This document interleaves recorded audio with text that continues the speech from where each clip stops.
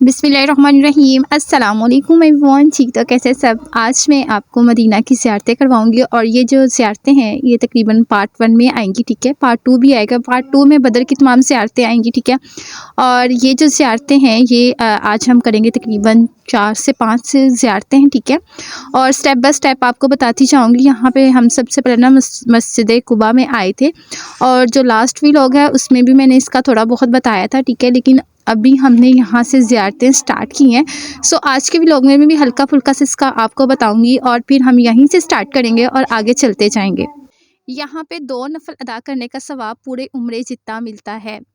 सो जो भी लोग मदीना आते हैं वो मस्जिद कुबा उनकी तो कोशिश होती है कि वो हर रोज़ मस्जिद कुबा में आएँ। जिनके होटल्स के तकरीबन पास है ना तो पैदल वॉकिंग डिस्टेंस पे भी आ जाते हैं। उनको वो पैदल भी आ जाते हैं, रोज़ के रोज़ आते हैं। लेकिन जिनको दूर पड़ता है वो एटलीस्ट 1 से 2 दफ़ा ज़रूर आते हैं।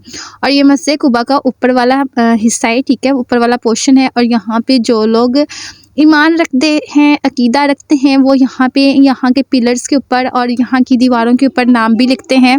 और मस्जिद कुबा के अंदर जब हम आए थे, हम ऊपर वाले पोर्शन में आए थे, नीचे भी है एक अदद पोर्शन, ठीक है, लेकिन हम ऊपर वाले पोर्शन में आए थे और यहाँ पे आके हमने नवाफिल अदा किए थे।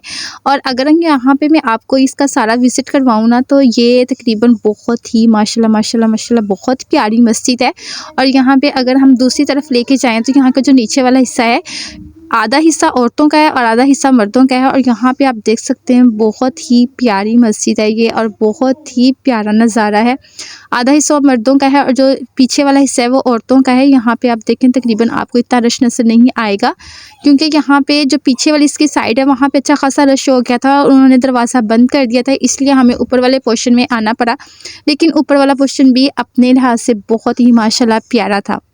सो अगर आप चाहते हैं कि आपको जस्ट 2 नवाफिल पढ़ के उम्रे का सवाब मिल जाए तो इस मस्जिद में रोज़ आया करें। रोज़ जितनी आपकी हिम्मत है ना उसके मुताबिक आप कोशिश किया करें, यहाँ आते रहा करें। जब भी आप मदीना में हों तो आप यहाँ पे ज़रूर आएँ। उसके बाद यहाँ पे थोड़ा सा हम बाहर निकले थे और वहाँ से जब मैंने कैमरा घुमाया तो उसका हल्का फुल्का सा ये सीन था और बहुत ही माशाल्लाह बहुत ही प्यारा लग रहा था। और यहाँ पर जो ग्रुप आए हुए थे, ग्रुप्स भी बहुत सब प्यारे लग रहे थे क्योंकि इनकी मैचिंग बिल्कुल सेम होती है।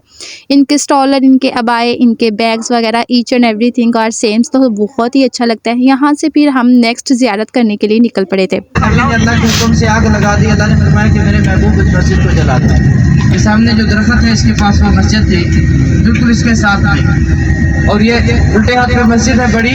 इस मस्जिद का नाम है मस्जिद जुमा, जहाँ पर जुमे का पहला खुतबा अदा किया मेरे नबी ने मदीना के अंदर। यहाँ पर पहला जुमा अदा किया। इसी के सामने देखिए सफ़ेद रंग की छोटी बिल्डिंग है, उसके ऊपर एक बोर्ड लगा है मदरसा कस्बा अल-अहलिया अल-मदीना। वो जगह जिस जगह पर बनु नजार की नन्ही बच्चियों ने डफ बजाकर मेरे नबी का इस्तकबाल किया। ताला अल बद्र अलैना की सदाएं बुलंद हुई। इस मुकाम पर मेरे नबी का ननिहाल इसी जगह पर आबाद था। ये मदरसा मेरे नबी की ऊँटनी के नाम पर है। मेरे नबी जिस ऊँटनी पर सवार होकर मक्का से निकले, हिजरत करके मदीना के अंदर पहुँचे, तो हर किसी की ख्वाहिश थी कि मेरे नबी उसके घर के मेहमान बने। तो मेरे करीम नबी ने फरमाया कि मेरी कसवा जिसके घर के सामने बैठेगी मैं उसके घर का मेहमान बनूंगा। तो ये सादत हज़रत अय्यूब अंसारी रज़ी अल्लाह ताला अन्हु आपके मुकद्दर में क्या शान है आपकी कि मेरे नबी के ऊँटनी। वो आगे ये मैदान है, ये सारा बागे सलेमान फारसी का मैदान है।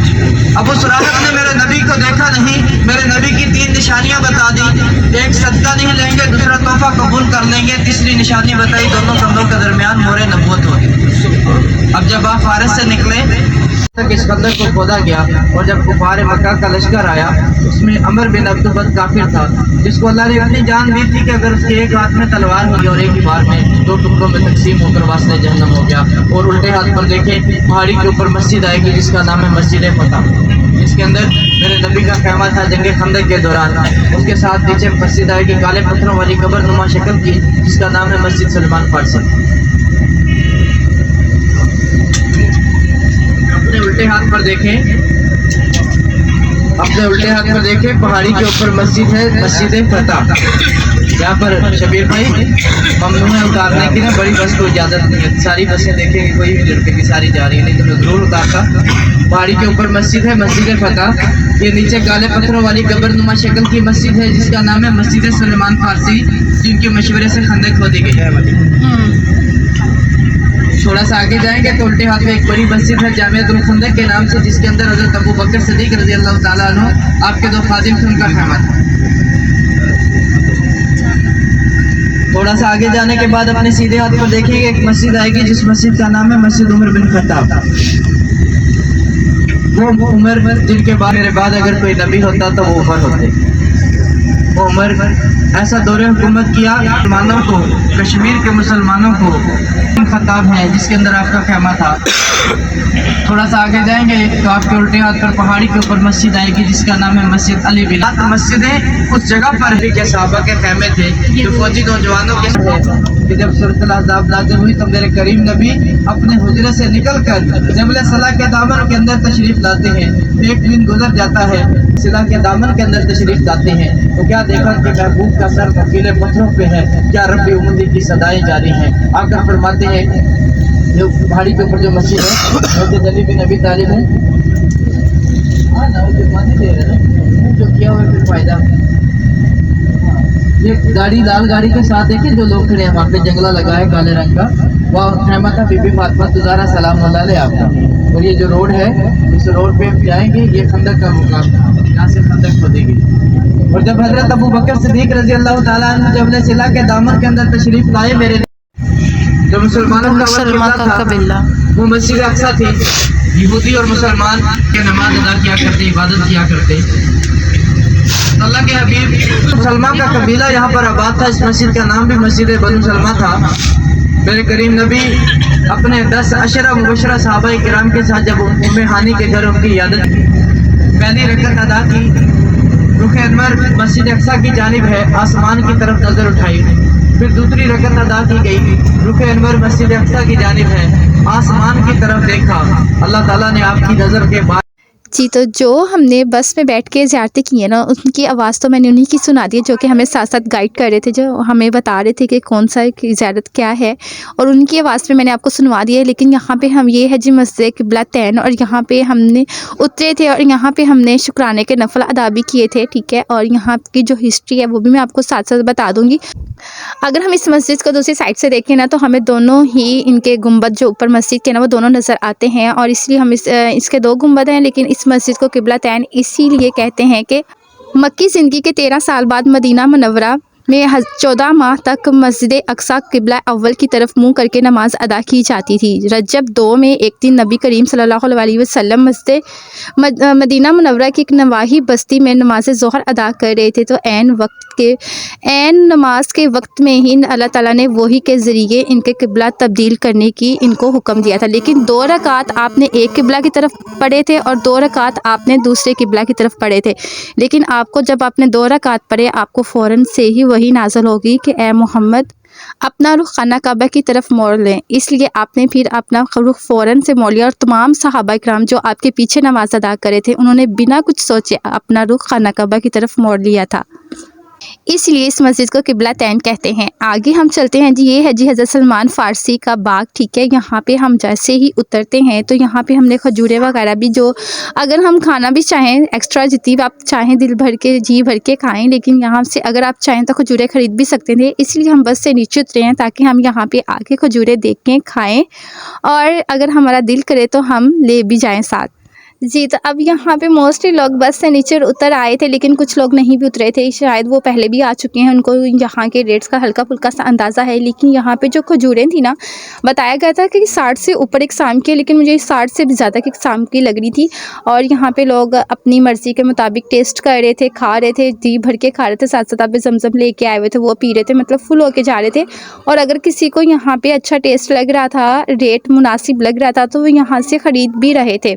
लेकिन अगर इनकी किसी टेक्निक की बात की जाए ना, तो जितनी भी मतलब हाई फाई अच्छी वाली खजूरें थी ना, इन्होंने अपनी वाली साइड पे रखी हुई थी, और जो नॉर्मल रेट वाली खजूरें थी इन्होंने सब ने आगे लगाई हुई थी, ताकि जितने भी हाजी आ रहे हैं ना वो आगे से देखें खजूरें और खाएं और टेस्ट करें। लेकिन जो अच्छी वाली अजवा खजूर थी या कोई सी भी अंबर वगैरह कुछ भी इस तरह की खजूरें थी ना, वो उन्होंने अपनी साइड पर लगाई हुई थी, और स्पेशल उनसे मांग के लेनी पड़ रही थी, और वो भी बस 1 से 2 दाना दे दे के बस आप इसी से गुजारा कर लें। उसके अलावा यहाँ पे तस्बियाँ थी, चूड़ियाँ थीं, और भी बहुत मतलब जो आपके ख़रीदारी में अतर थे, और उसके बाद परफ्यूम थे, और भी बहुत ही ज़्यादा चीज़ें थी। तस्बीहें वगैरह आपको एक ही पैकेट में मिल जाती हैं। 12 तस्बीहों का एक पैकेट था। यहाँ पे जो बैंगल्स थे, कड़े थे, वो बहुत ही अच्छे थे। लेकिन यहाँ पे ना मुझे वैरायटी इनकी बहुत अच्छी लगी थी, लेकिन यहाँ पे ये हुआ कि इस टाइम पे मैंने इनको नहीं ख़रीदा था। और बाद में मुझे तकरीबन जहाँ से भी मैंने शॉपिंग किया, मुझे इस तरह के कड़े कहीं भी नज़र नहीं आए। लेकिन मैं मतलब मुझे था कि मुझे वहीं से ले लेने चाहिए थे। लेकिन फिर बाद में ये हज़रत सलमान फ़ारसी का जो बाग है, हम जहाँ पे हमारा होटल था वहाँ से तकरीबन काफ़ी दूर पड़ता था, इसलिए हम दोबारा नहीं आए। लेकिन यहाँ पे जो कड़ों वगैरह की चूड़ियों की वैरायटी थी ना, मुझे और कहीं भी नज़र नहीं आई। यहाँ पे बेस्ट एंड बेस्ट वाली वैरायटी है। सो अगर आप दोबारा आपका कहीं चक्कर लगे ना, तो यहाँ से अगर तो आपने बैंगल्स या कड़े वगैरह कुछ अपने घर के लिए, कोई गिफ्ट वगैरह के लिए लेने हैं ना, तो आप यहाँ से ले लें। यहाँ पे बहुत ही अच्छी वैरायटी थी। उसके बाद यहाँ पे मैं आपको खजूरें दिखा रही थी। ये जो आपको लाइट कलर में खजूरें नज़र आ रही हैं ना, ये गुठली के बगैर वाली खजूरें हैं। और फिर फाइनली जिन्होंने कुछ लेना था ले लिया, जिन्होंने नहीं था कुछ लेना वो उन्होंने नहीं लिया, उन्होंने बस खा पी के गुजारा किया है। और फिर हम चल पड़े थे यहाँ से, जब सलमान फ़ारसी के बाग से हम निकलना स्टार्ट हो गए थे। और जो हमारी नेक्स्ट ज़ियारत है वो है जी ओहद पहाड़ की। अब हम यहाँ से बस में बैठ चुके थे और हम निकल रहे थे जी ओहद पहाड़ की तरफ निकल रहे थे। और जो ये हमारी लास्ट ज़ियारत है, और ये जो है ना, ये बहुत ही ज़्यादा इंफॉर्मेटिव ज़ियारत है। यहाँ पे आप अब जब हम निकलते हैं ना, तो इंशाल्लाह आपको बहुत ही इंफॉर्मेटिव बातें मिलेंगी, बहुत ही ज़बरदस्त आपको जानने के लिए बहुत ही कुछ मिलेगा। अब यहाँ पे तकरीबन हम उतर चुके थे और नबी पाक सल्लल्लाहु अलैहि वसल्लम ने फरमाया है, और ओहद पहाड़ मुझसे प्यार करता है और मैं ओहद पहाड़ से प्यार करता हूँ। इसको देखना भी सवाब है, इसको आप जितना देखेंगे आपको सवाब मिलेगा। और ये ओहद पहाड़ जन्नत में भी होगा। अगर हम इसकी लंबाई की बात करें, इसकी लेंथ की बात करें, ठीक है, ये 7.5 किलोमीटर लंबा और 3.5 किलोमीटर चौड़ा है, ठीक है।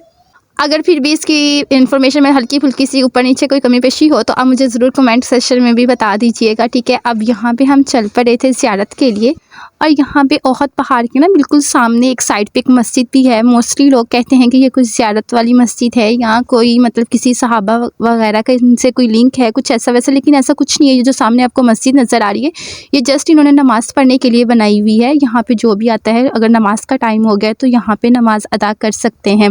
यहाँ पे ये कब्रिस्तान है, ठीक है। यहाँ पे तकरीबन 70 सहाबा इकराम के मज़ार हैं। मज़ार मीन मदफन है यहाँ पे, ठीक है। 3 सहाबा इकराम का अलग से है और 67 सहाबा इकराम एक ही कब्र मुबारक में दफन हैं, ठीक है।